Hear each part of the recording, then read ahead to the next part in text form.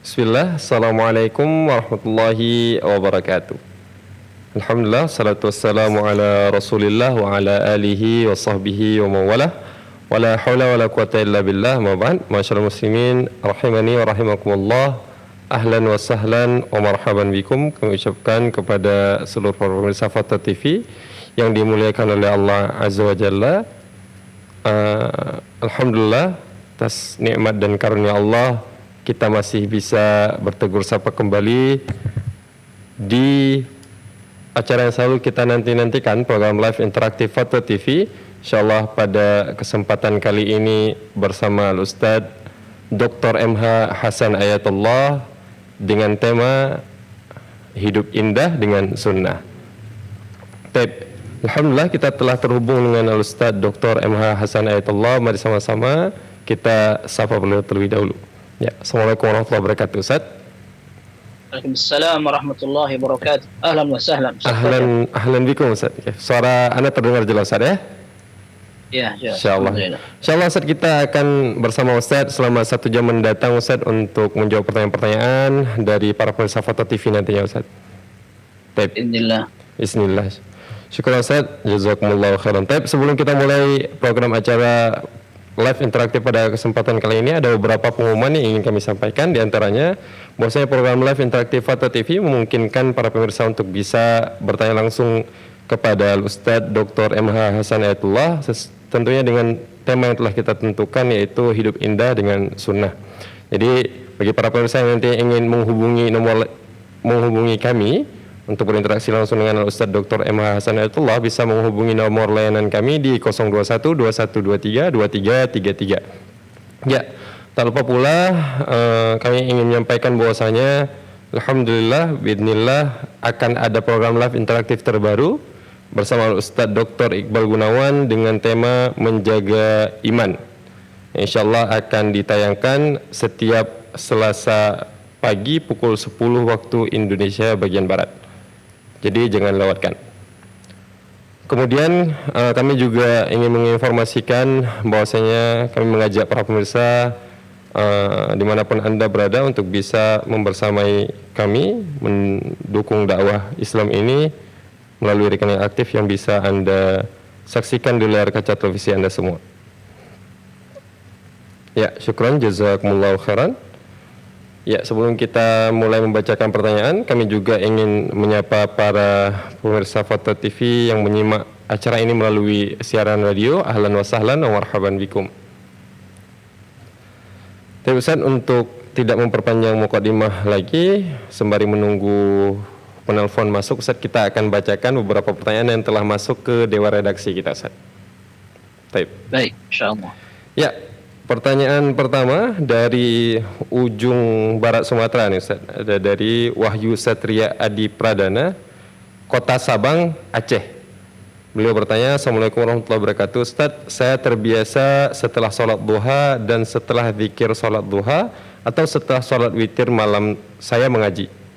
Dan ini rutin saya lakukan. Karena di waktu itu waktu yang luang untuk saya untuk mengaji. Bahkan kalau saya tidak mengaji, ada perasaan yang tidak enak. Karena saya takut masuk dalam kategori bid'ah karena menentukan amalan tertentu di waktu tertentu. Jadi setiap habis sholat saya berpindah tempat lalu baru mengaji. Jadi bagaimana hukumnya Ustadz? Apa yang saya lakukan ini termasuk bid'ah kah atau tidak? Syukran, jazakumullahu khairan, Ustadz. Jazakumullahu khairan. Bismillahirrahmanirrahim. Alhamdulillahirabbil alamin. Sallallahu wasallam wa baraka ala abdihi wa rasulih Muhammad wa alihi wa sahbihi ajma'in. Amma ba'd.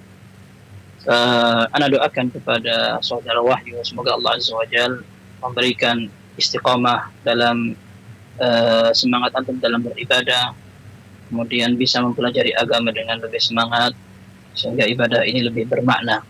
Dan tadi yang telah disebutkan merupakan ibadah yang mulia, salat sunnah duha, kemudian salat malam.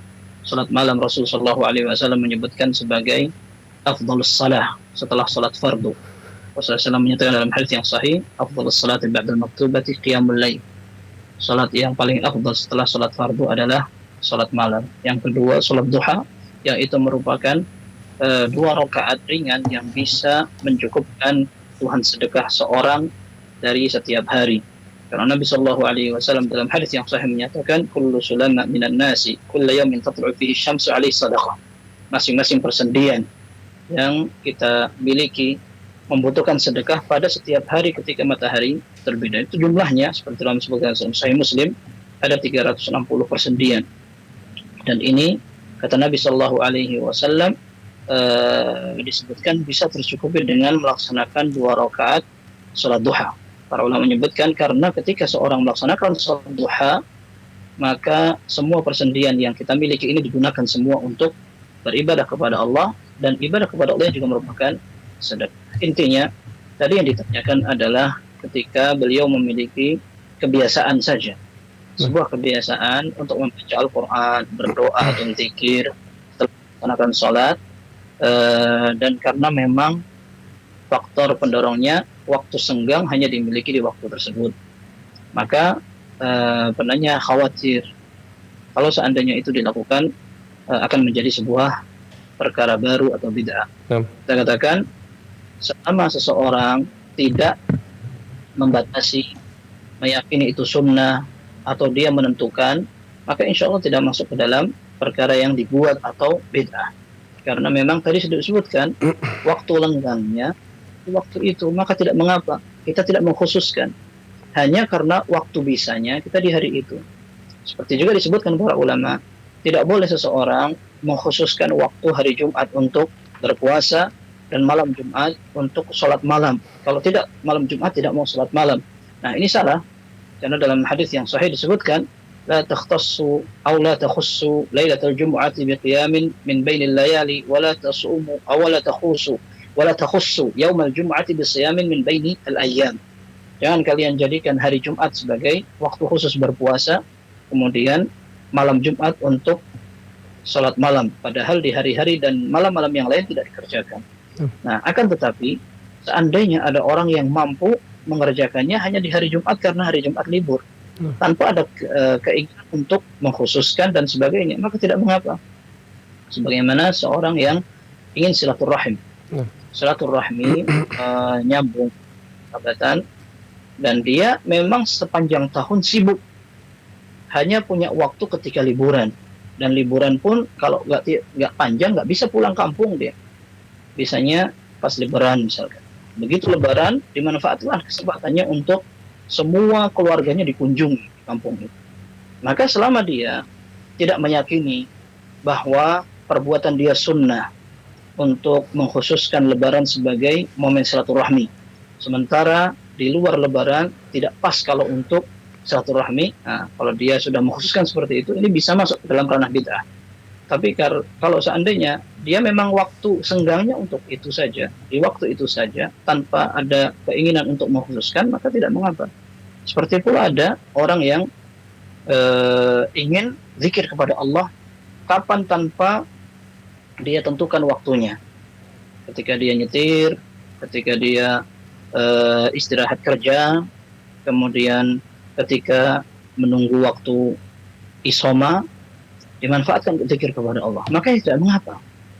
Yang tidak boleh adalah ketika dia meyakini waktu zikir saya yang tepat adalah ketika berangkat kerja. Itu membutuhkan dalil kalau kita menentukan. Demikian pula tentang jumlah. Kalau seandainya kita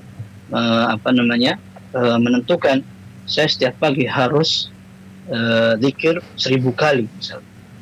Nah, ini bisa jadi membutuhkan dalil. Tapi kalau seandainya dia kerjakan sebanyak-banyaknya dan dia tidak membatasi berapa, dia tidak membatasi seperti itu. Wallahu a'lam bishawab. Insyaallah, syukran jazakumullahu khairan atas jawabannya, dan kami juga ucapkan jazakumullahu khairan kepada yang telah mengirim pertanyaan. Tapi pertanyaan selanjutnya, Ustaz, kita berpindah dari Aceh ke DKI Jakarta. Ustaz, pertanyaan dari Aisyah Armalina di Jakarta Timur. Assalamualaikum warahmatullahi wabarakatuh. Ustaz mau bertanya, apakah itikaf hanya boleh dilakukan di masjid atau di musola saja? Apakah bisa dilakukan di rumah yang fungsi rumahnya dirubah menjadi masjid, atau bisa di pondok seperti pesantren? Adakah kriteria khusus tempat yang diperbolehkan untuk itikaf? Assalamualaikum warahmatullahi wabarakatuh. Syukran jazakumullah khair. Barakallahu fiikum. Ini sepertinya pertanyaan lama di bulan Ramadan, sebelum itikaf. Tapi mudah-mudahan tetap bermanfaat dan bisa dimanfaatkan untuk kesempatan-kesempatan berikutnya. I'tikaf artinya adalah tinggal di masjid untuk melaksanakan ibadah kepada Allah Subhanahu wa taala lebih fokus dan lebih serius, dan dia bisa membatasi hubungan dirinya dengan dunia. Para ulama menyebutkan bahwa i'tikaf di masjid merupakan syarat. Sebagaimana firman Allah, wa antum ma'akifuna fil masajid. Yang sedang i'tikaf di masjid. Sehingga kalau seandainya pertanyaan tadi disebutkan antara masjid dan musalla, kita sebutkan musalla dalam bahasa Arab artinya adalah lapangan. Dalam istilah fikih, ketika Nabi Shallallahu Alaihi Wasallam keluar ke musalla, beliau keluar dari rumahnya menuju musalla, artinya adalah tanah lapang untuk mengerjakan salat hari raya, istisqa, kemudian juga salat jenazah. Beliau keluar di tanah lapang yang bukan menjadi tempat masjid. Kalau salat jenazah memang ada tempatnya, tapi bukan di ada. Akan tetapi kalau musalla yang kita pahami dengan bahasa kita, maka sebenarnya itu adalah masjid. Hanya sebagai masjid, tidak digunakan untuk sholat Jumat. Dan ini yang kita pahami dengan istilah musalla. Musalla artinya adalah tempat yang dipakai sholat fardu 5 waktu, hanya tidak dipakai untuk Jumatan. Sebenarnya masjid-masjid di zaman Nabi Shallallahu Alaihi Wasallam juga ada, seperti masjid yang digunakan oleh kaumnya Mu'adz bin Jabal. Ketika Mu'adz bin Jabal mengimami sholat Isya untuk kaumnya, kemudian ada sebagian masjidnya Bani Salimah di tempat yang sekarang dikenal dengan Masjid Qiblatain, sekitar itu namanya Masjid Bani Salimah. Kemudian ada beberapa tempat juga yang mereka sholat di kaumnya, dan Nabi SAW juga menggunakan wa salatuki fi masjid qaumiki afdalu minki min salatiki fi masjidi. Kata Nabi SAW ketika bersabda kepada sebagian sahabiyah yang pengen sholat bersama Nabi SAW, Nabi SAW ingin mengarahkan yang lebih afdal seorang wanita, kamu sholat semakin tertutup. Sholat di rumah lebih afdal daripada sholat di masjid kampung. Sholat di masjid kampung lebih afdal daripada sholat di masjidku, kata Nabi SAW. Dan ini menunjukkan ada beberapa masjid di zaman itu yang digunakan sholat fardu oleh para sahabat. Tetapi ketika Jumatan, kita hadir untuk bersama-sama di Masjid Nabawi mendengarkan khutbah Nabi SAW. Sehingga sholat dengan masjid yang kita pahami di tengah-tengah masyarakat sama. Seorang wanita haid tidak boleh masuk ke musalla, musalla yang kita pahami itu. Nah, kemudian tidak boleh ada jualan di situ. Ya, kemudian beberapa hal yang betul-betul dilarang di masjid biasanya, maka tidak boleh dilakukan di masjid atau musalla yang kita gunakan bahasanya. Dengan demikian, i'tikaf di musalla boleh. Karena para ulama mensyaratkan bahwa i'tikaf boleh dikerjakan di tempat yang digunakan untuk sholat berjamaah. Adapun sholat Jumat tidak menjadi syarat tempat yang digunakan sebagai tempat yang bisa dimanfaatkan untuk i'tikaf. Hanya itu lebih jelas. Masjid yang digunakan Jumatan dengan musalla yang tidak dipakai untuk Jumatan, kalau kita disuruh pilih, kita pilih i'tikaf di tempat yang dipakai untuk Jumatan sehingga kita tidak perlu untuk keluar. Tapi kalau kita masih di musalla yang tidak dipakai Jumatan, maka tidak boleh kita tidak Jumatan alasan i'tikaf. Karena i'tikaf sunnah, kemudian Jumatan wajib. Adapun perempuan, karena mereka tidak wajib untuk sholat Jumat, atau orang yang tua tidak mampu untuk Jumatan, tapi ada musalla di depan rumahnya yang dipakai sholat 5 waktu, atau anak kecil yang mereka juga tidak wajib untuk Jumatan, lalu mereka ingin diajak i'tikaf oleh ibunya di musalla di depan rumahnya, maka tidak mengapa ini. Tidak mengapa.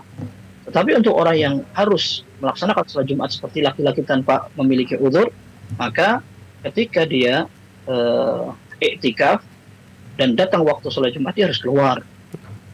Nah, dengan demikian sholat Jumat keluar dengan sholat Jumat di tempat yang dia pakai untuk i'tikaf lebih afdal di tempat yang dipakai untuk sholat Jumat dan i'tikaf di situ. Nah, ini ketentuan yang disebutkan oleh para ulama. Sebagian ulama muslimin tidak rajih, bukan pendapat yang kuat, mengatakan i'tikaf harus di 2 Masjidil Haram. Nah, bahkan sebagian ulama lagi lebih meruncingkan lagi, kerucutkan, seperti pendapat Sa'id bin Musayyib rahimahullah, beliau mengatakan tidak boleh iktikaf kecuali di Nabawi saja, karena semua contoh iktikaf oleh Rasul Shallallahu Alaihi Wasallam dilakukan di Masjid Nabawi.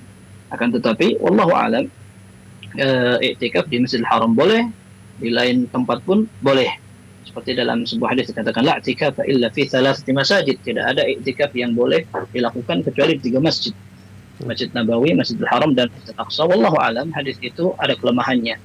Kalaupun sahih, seandainya itu dinyatakan sahih, maka pun demikian bisa dipahami bahwa iktikaf di 3 masjid afdal.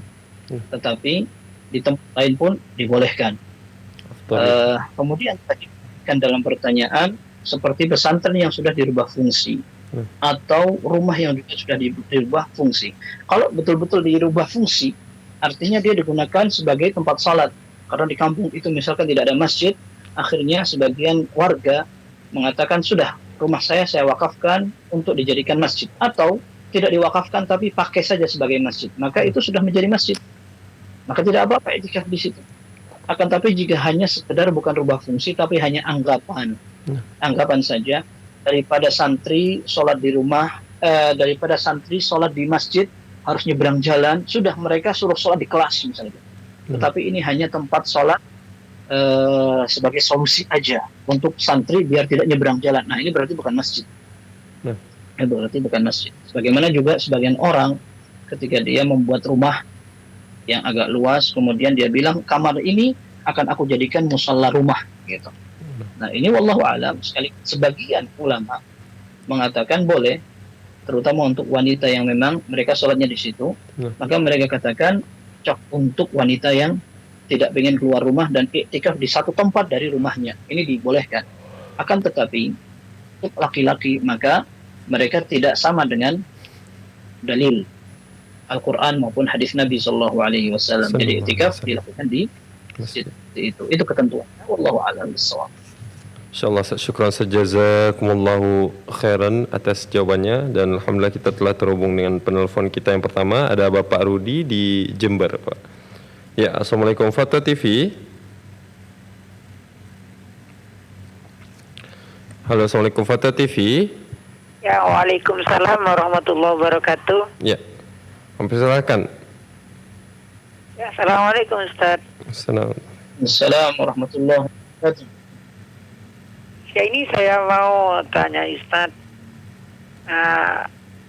apakah sunnah juga itu apa tradisi yang sering terjadi di desa Ustaz tentang masalah peringatan apa itu orang meninggal Ustaz? Kan kalau di sini ada 1 sampai 7 hari, dan ada 40, ada 100 hari juga, ada yang 1 tahun. Itu diperingati Ustaz, dan hari seribunya. Nah, apa itu ada tuntunannya atau gimana Ustaz yang harus dilaksanakan gitu? Terima kasih Ustaz. Assalamualaikum. Waalaikumsalam warahmatullahi wabarakatuh. Cukup jelas Ustaz ya pertanyaannya. Baik, pertanyaannya apakah sunnah atau tidak kalau seandainya Rasulullah Shallallahu Alaihi Wasallam pernah melakukan, berarti sunnah. Jawabannya itu. Kalau Nabi Shallallahu Alaihi Wasallam pernah memperingati, berarti itu sunnah.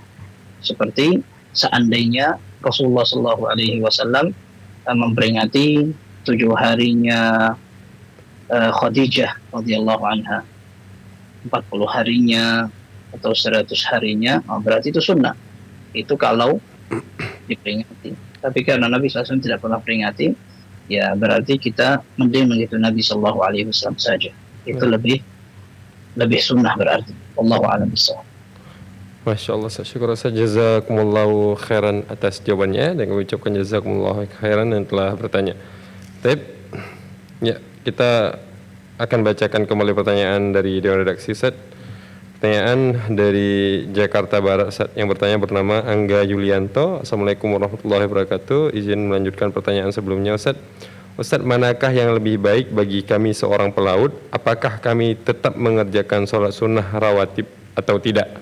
Karena kami pernah mendengar ada sebuah hadis bahwasanya Rasulullah tidak mengerjakan sholat sunnah rawatib kecuali sholat sunnah fajar atau qabliyah subuh ketika beliau sedang safar. Syukran jazakumullah khairan. Jazakumullah khairan. Baik, yang pertama tadi seorang pelaut dan wallahu alam yang dinilai bukan dari lautnya, akan tetapi karena safarnya atau bagian jauhnya.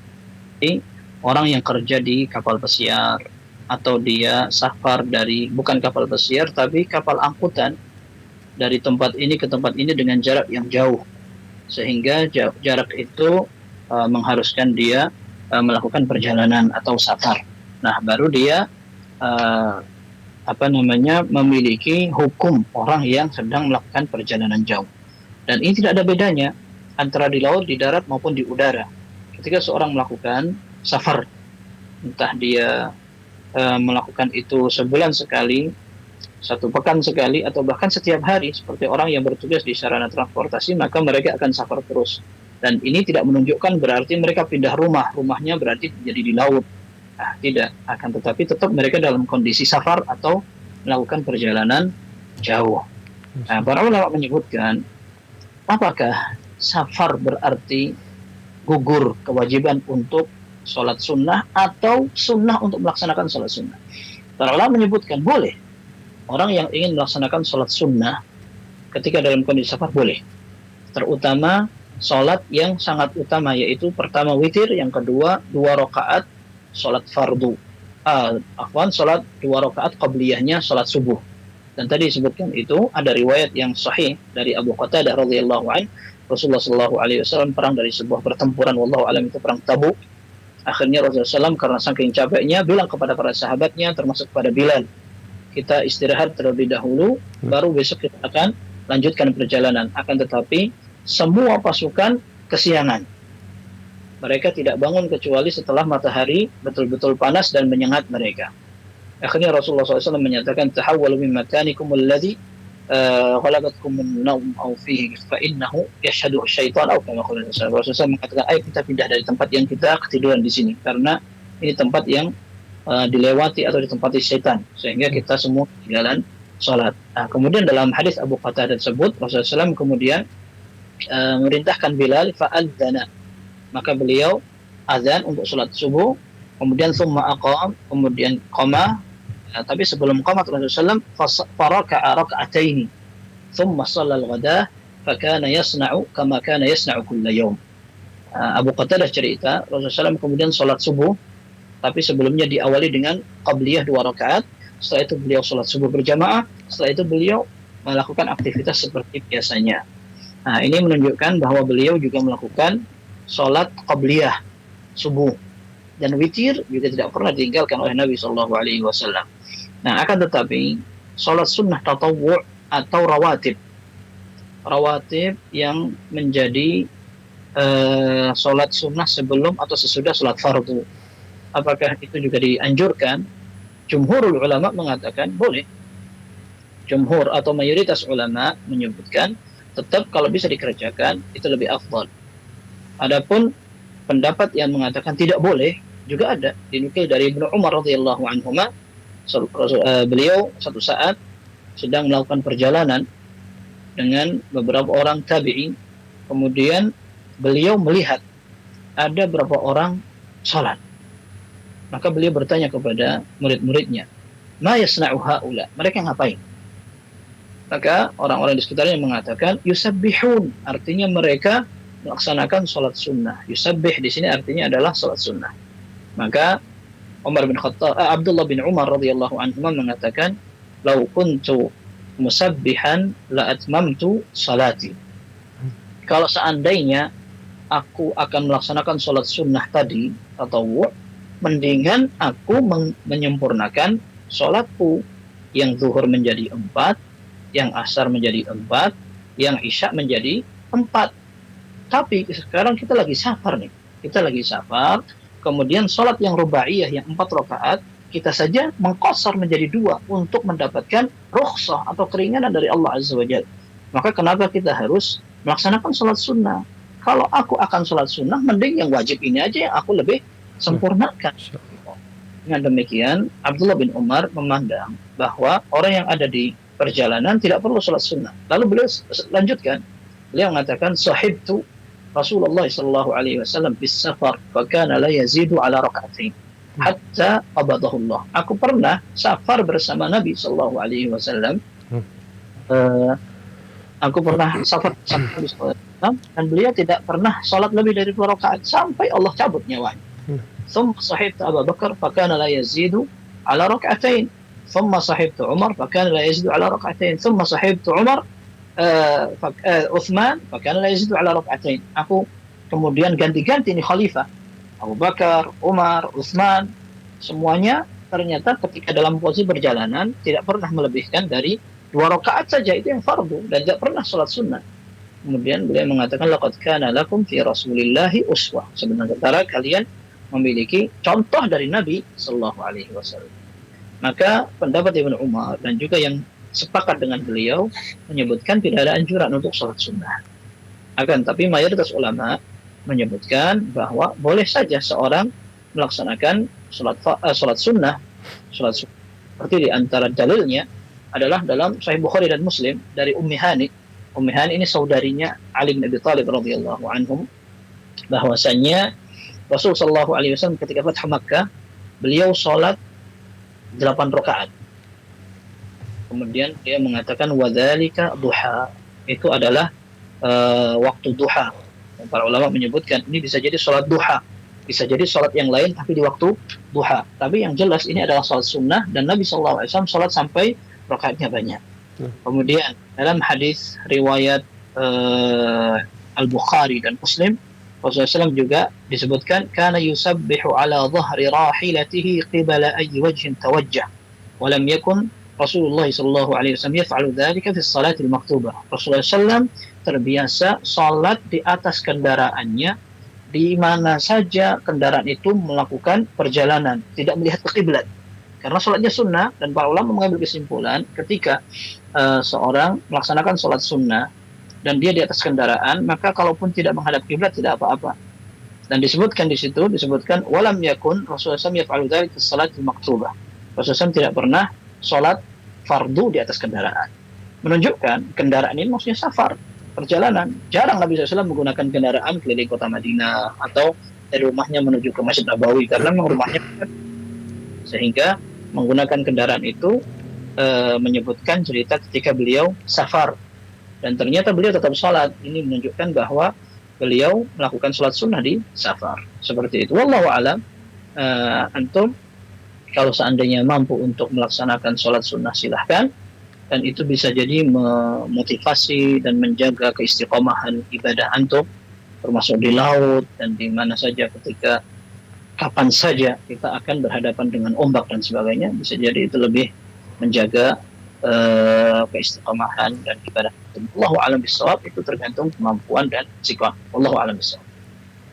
Insyaallah, syukran saja, jazakumullahu khairan atas jawabannya. Ya, kita berpindah ke pertanyaan selanjutnya, Ustaz. Ada pertanyaan dari Triyono Abu Yusuf dan ini masih berkenaan afwan, Ustaz. Ternyata sudah ada telepon yang masuk. Kita dahulukan penelpon terlebih dahulu, Ustaz. Ya. Ada Ibu Rosmini di Pacitan. Assalamualaikum Fatwa TV. Waalaikumsalam warahmatullahi wabarakatuh. Ya, persilakan Ibu. Iya. Assalamualaikum warahmatullahi wabarakatuh, Ustaz. Assalamualaikum warahmatullahi wabarakatuh. Iya, kami ingin menanyakan tentang sholat witir yang bisa diqadha. Itu kalau pagi itu berapa rakaat, kan katanya genap. Kalau 4 rakaat itu 1 salam apa bagaimana? Dan waktunya umpamanya habis subuh itu bisa apa enggak waktunya? Jadi tidak menunggu siang. Itu bisa apa enggak? Terus kalau sholat malam itu kalau ingin mendapatkan 100 ayat itu tidak urut. Ya cuma sehafalnya, potongan umpamanya 10 ayat surat Kahfi yang pertama, 10 ayat surat Kahfi yang terakhir, terus surat Al-Mulk, terus surat Ar-Rahman, begitu. Kadang-kadang juga dari Al-Baqarah berapa ayat itu bisa apa enggak seperti itu. Ya. Terima kasih jawabannya. Jazakallahu khairan. Assalamualaikum warahmatullahi wabarakatuh. Waalaikumsalam warahmatullahi wabarakatuh. Assalamualaikum warahmatullahi wabarakatuh. Baik, pertanyaan pertama tadi tentang orang yang ingin mengqadha salat malamnya. Dalam Sahih Muslim disebutkan kan Rasulullah SAW, "Idza lam yaqum minal lail, shalla minan nahari 12 rakaah." Rasulullah sallallahu alaihi wasallam apabila dalam Sahih Muslim, Rasulullah SAW apabila tidak bangun malam karena ketiduran atau karena ada kebutuhan, maka Rasulullah Shallallahu Alaihi Wasallam di siang harinya melaksanakan 12 rakaat sholat. Dan para ulama mengambil kesimpulan berarti kalau sholat malam yang jumlahnya ganjil atau witir ketinggalan, maka diganti di siang hari tidak witir tetapi genap. Otomatis Rasul Shallallahu Alaihi Wasallam yang terbiasa melaksanakan 11 rakaat malam hari seperti dalam riwayat Aisyah, kana la yazidu fi Ramadan wala fi ghairi ala 11 rakaah, kata Aisyah radhiyallahu anha, Rasul Shallallahu Alaihi Wasallam tidak pernah nambah jumlah bilangan rakaat 11, entah itu dibilang di bulan Ramadan atau di luar bulan Ramadan. Maka beliau ketika siang hari beliau mengganti dengan 12 rakaat. Kapan waktunya? Sebagian ulama menyebutkan itu waktunya duha. Waktunya duha. Adapun habis subuh, wallahu a'lam, para ulama menyebutkan itu waktu larangan. Sehingga kalaupun ada yang ingin menggunakannya untuk mengqadha salat, yang pernah ada riwayatnya adalah hadis takrir. Rasul sallallahu alaihi wasallam membolehkan sebagian sahabat yang belum sholat qabliyah subuh, belum melaksanakan sholat 2 rakaat sebelum subuh, lalu habis sholat subuh dia melaksanakan 2 rakaat. Maka Rasulullah SAW melihatnya dan beliau membiarkan. Ini menunjukkan bahwa ini bisa masuk dalam kategori sunnah karena Nabi SAW tidak mengingkari. Bahkan dalam riwayat kalau tidak salah Rasulullah SAW bertanya, kenapa antum melaksanakan 2 rakaat setelah sholat subuh? Dia mengatakan, saya belum melaksanakan sebelum subuh tadi. Maka dibiarkan oleh Nabi SAW. Adapun yang lebih banyak dari itu tidak ada riwayatnya. Maka wallahu alam, tempat mengganti atau mengqadhanya adalah di waktu duha paling tidak. Seperti itu. Wallahu alam bissawab. Kemudian tadi yang ditanyakan untuk membaca 100 ayat agar tidak menjadi orang lengah pada malam hari baca Al-Qur'an, maka wallahu alam memang tidak ada ketentuan harus urut. Kalau seandainya dia membaca dari ayat hafalan-hafalannya, maka tidak mengapa insyaallah. Tapi seperti biasanya kita nasihatkan kepada seluruh kaum muslimin untuk tidak terbiasa membatasi bacaan-bacaan kita. Hanya membaca surat Al-Baqarah saja, hanya membaca ayat kursi saja, membaca Yasin atau Al-Kahfi saja. Akan tetapi kita baca semua Al-Quran agar tidak menjadi orang yang memboikot atau sengaja meninggalkan Al-Quran. Jadi kita baca semuanya tiap hari dan insya Allah pahalanya banyak. Wallahu a'lam bishawab. InsyaAllah. Syukran Ustaz, jazakumullahu khairan atas jawabannya, dan kami juga ucapkan jazakumullahu khairan kepada yang telah bertanya. Ya, masih ada telepon selanjutnya Ustaz. Ya, kita angkat telepon terlebih dahulu. Assalamualaikum warahmatullahi wabarakatuh. Waalaikumsalam. Ya, saya persilakan Ibu untuk pertanyaannya. Assalamualaikum Ustaz, wabarakatuh. Assalamualaikum warahmatullahi wabarakatuh.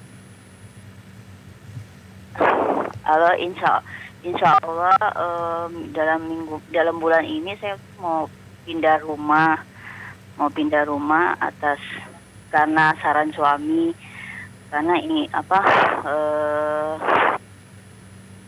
cuman saya kurang setuju karena di rumah saya yang sekarang ini saya sudah banyak datang kajian gitu, sudah ada kajian rutin gitu. Cuman kadang-kadang kalau saya kasih alasan itu, suami suka kurang setuju. Dia alasannya pindah rumah itu karena rumah itu dekat stasiun. Jadi dari kantornya ke stasiun itu kan gak jauh. Jadi dia kalau dari sini naik motor itu capek.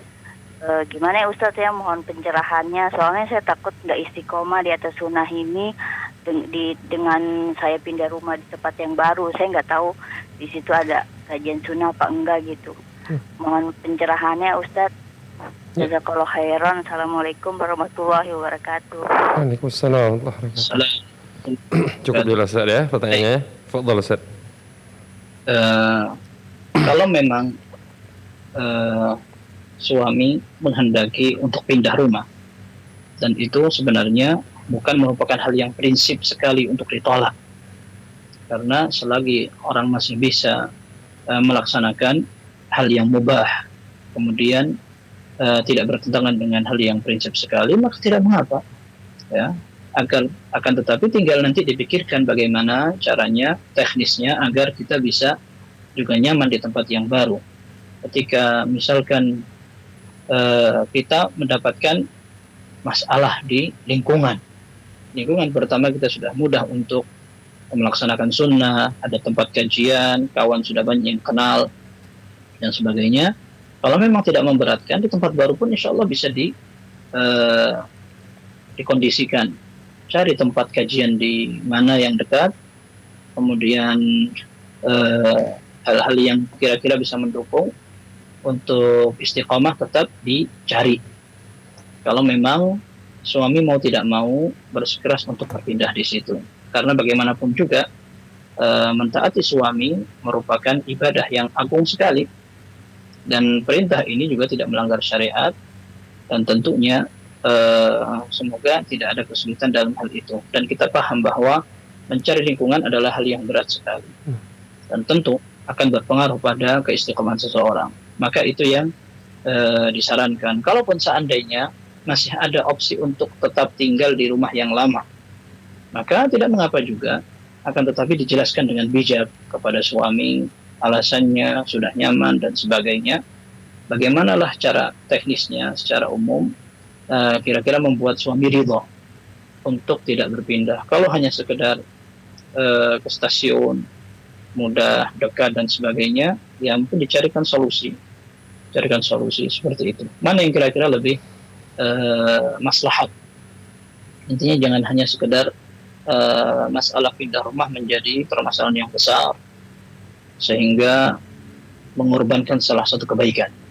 Nah, maka minta kepada Allah, dan tidak ada masalah, tidak ada salahnya, dan ini penting sekali ketika akan pindah rumah atau beli rumah atau melakukan apapun, istikharah kepada Allah, salat 2 rakaat, kemudian minta doa, ya Allah, seandainya saya pindah rumah dan itu akan berefek kebaikan kepada agamaku, kondisiku, bahkan masa depanku, maka mudahkan pindahan itu, kemudian kasihlah ridho atau berkah. Tapi kalau seandainya tidak seperti itu, justru akan membawa keburukan untuk agamaku dan kehidupanku serta masa depanku, palingkan.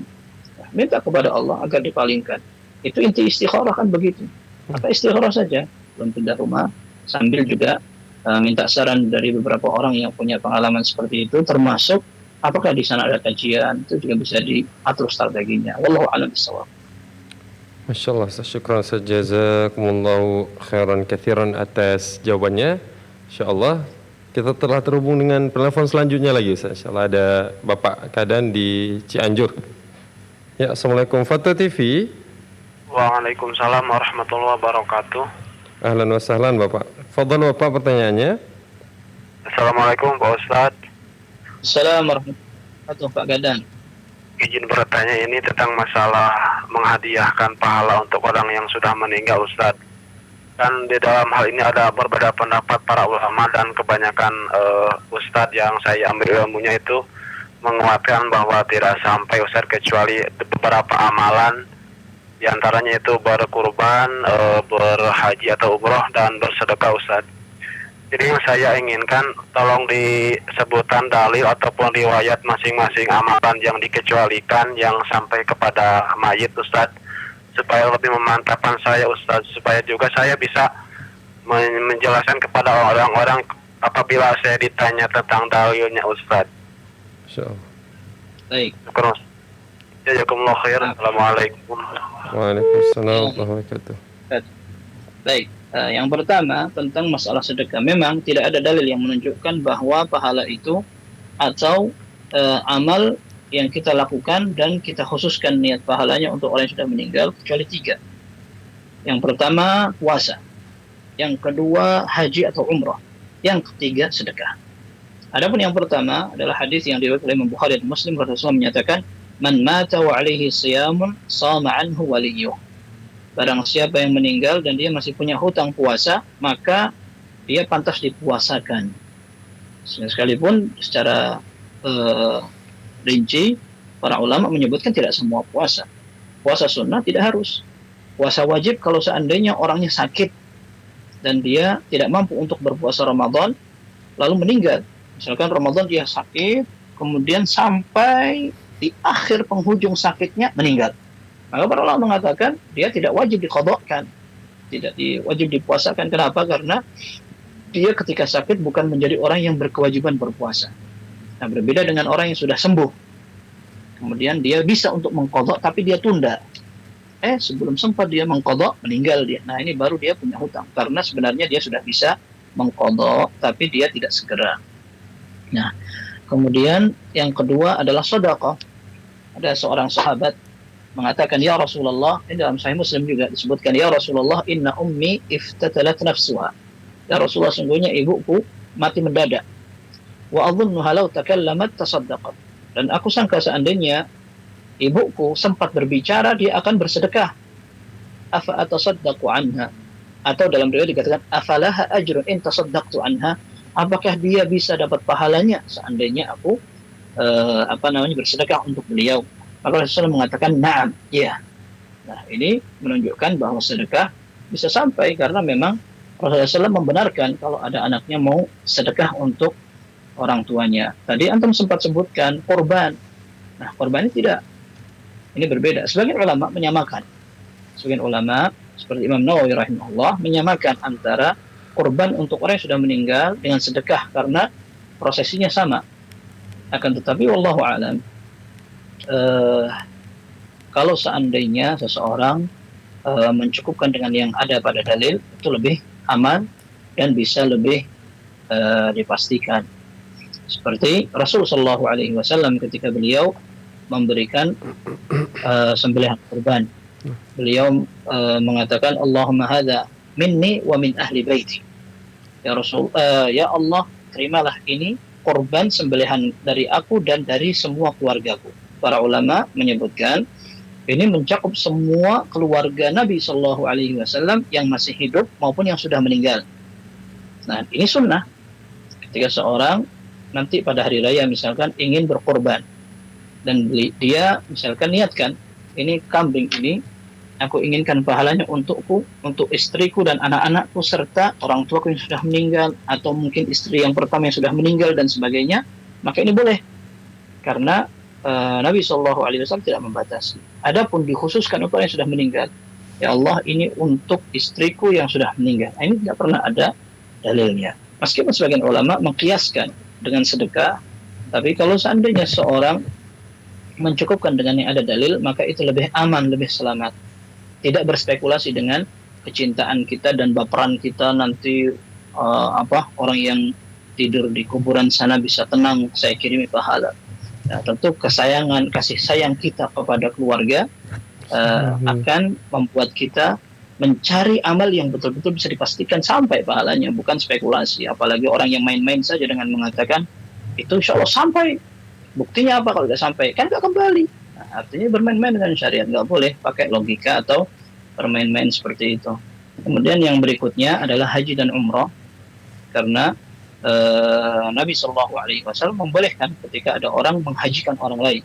Ketika ada seorang yang mengatakan labbaika an syubrumah, aku memenuhi panggilanmu ya Allah untuk syubrumah. Rasulullah mendengar, maka ditanya oleh Nabi SAW, man syubrumah? Syubrumah yang kamu maksudkan siapa yang kamu hajikan? Akhun li au qaribun li, saudaraku atau kerabatku. Maka ditanya oleh Nabi SAW, hajjta an nafsi, kamu sudah haji belum untuk dirimu sendiri? Belum. Maka Nabi SAW mengatakan, hujja an nafsika thumma hujja an syubrumah. Kamu haji untukmu, setelah itu baru kamu boleh untuk menghajikan orang lain. Dalam riwayat yang lain disebutkan, ada seorang datang kepada Nabi SAW mengatakan, ya Rasulullah, ini seorang wanita dari sahabiyah bertanya, ya Rasulullah, inna faridatallahi ala abi adraka, atau inna faridatallahi ala ibadihi fil haji adrakat abi syaikhan kabiran la yathbutu ala rahil afa hujju anhu? Qala na'am. Perempuan tadi, ya Rasulullah, sesungguhnya kewajiban haji dari Allah untuk hambanya telah mengenai ayahku, tapi ayahku sudah tua, tidak bisa naik kendaraan. Apakah boleh aku hajikan? Nah, kata Nabi SAW boleh. Dalam beberapa riwayat dikatakan bahwa yang dihajikan sudah meninggal. Nah, sehingga ini alasan-alasan yang melandasi ibadah-ibadah itu bisa dikerjakan dan pahalanya insya Allah sampai ketika Nabi SAW membolehkan, diamalkan oleh orang yang masih hidup untuk orang yang sudah meninggal. Adapun membaca Al-Quran, apalagi sholat agar pahala sholatnya disampaikan, itu semua membutuhkan dalil seperti itu. Kalau tidak, mas seperti kita sebutkan akan terbatas pada spekulasi. Tidak boleh seorang berandai-andai. Kalau seandainya dia sudah capek beribadah kemudian ternyata tidak sampai, maka kasih sayang dan cinta dia kepada orang yang sudah mendahului tidak bisa menguntungkan sama sekali. Wallahu a'lam bishawab.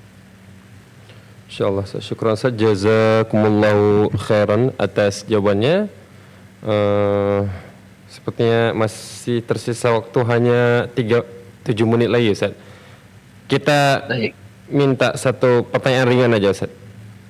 Ada pertanyaan dari Rahmayadi Haribowo di daerah Yogyakarta, daerah Sima Yogyakarta. Apakah ada tuntutan, maksud kami, apakah ada tuntunan sholat khalwah, Ustaz? Jazakallahu khairan. Jazakumullahu khairan. Iya. Pertanyaannya ringan tapi jawabannya yang berat. Beratnya panjang. Jadi salat khalwah atau salat zahmah, ya. Salat khalwah itu artinya salat ketika menyendiri. Nah, ini mungkin bisa dilawan dengan salat zahmah, ya, salat rame. Jadi wallahu alam, semua salat atau semua salawat atau semua bacaan Al-Quran, semua sedekah dan semua ibadah ketika kita akan kerjakan harus cari dalilnya. Kalau seandainya ada dalilnya, maka tidak perlu seorang berinovasi. Karena ibadah yang dianjurkan sudah banyak. Tinggal kita pelajari saja, pelajari hadis-hadis, pelajari sunnah-sunnah dan sebagainya, kita akan tahu bahwa ternyata ibadah-ibadah yang belum kita kerjakan masih banyak. Maka kalau seandainya ada orang tiba-tiba mendapatkan ibadah itu, maka tolong siapa yang ngajarkan ditanya, dalilnya apa? Nah, tidak ada masalah seorang murid bertanya kepada gurunya, dalilnya apa? Kalau seandainya tidak ada dalilnya, maka tidak ada masalah kita meninggalkan. Kita tidak ingin rugi dengan waktu dan tenaga, ternyata tidak ada dalilnya. Dan kita ingat riwayat dari Sayyidut Tabi'in, tabi'in senior, yaitu Sa'id ibn Musayyib rahimahullah, seorang menantu dari Abu Hurairah radhiyallahu anhu. Ketika beliau melihat ada seseorang yang sholat banyak sekali, ya, padahal itu antara azan dan iqamahnya sholat subuh.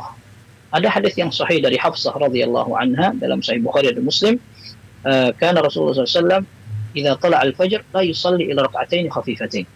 Rasulullah SAW apabila sudah terbit fajar, sudah masuk waktu subuh, beliau hanya sholat 2 rakaat ringan untuk qabliyah subuh. Setelah itu nggak sholat lagi.